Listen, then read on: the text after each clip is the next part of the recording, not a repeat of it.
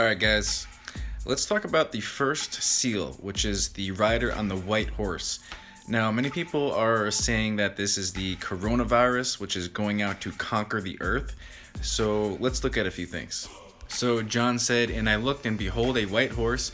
He who sat on it had a bow, and a crown was given to him, and he went out conquering and to conquer." So people are saying the crown is coronavirus, and the bow is the jab.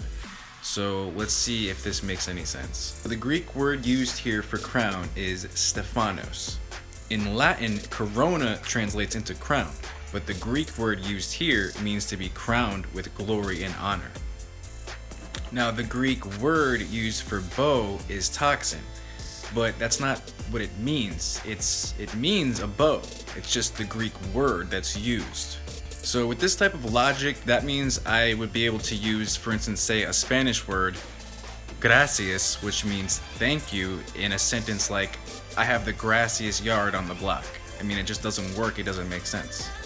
Now, many people are saying that this is the mark, and when you ask them why it's not in your right hand or your forehead, they'll point you to a verse like Deuteronomy 6:8, which in talking about God's laws says that you shall bind them as a sign on your hand and as frontlets between your eyes. So what they're saying is the vaccine is the mark, but it's a spiritual mark.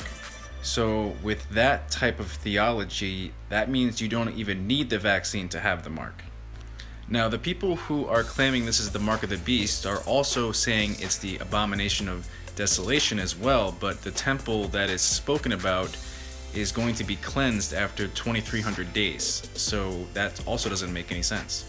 Coronavirus got its name from scientists in 1968 because when looking under a microscope, they noticed it had a ring around it, kind of like a solar corona during an eclipse. And guys, I mean, this is not conquering all nations right now. Now, who is going forth conquering and to conquer is the Antichrist. The beast is given power over all nations.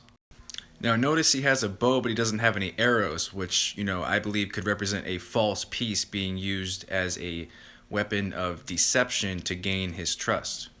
And everybody whose name is not written in the book of life is going to worship him. Call me crazy, but I don't think it's the mark.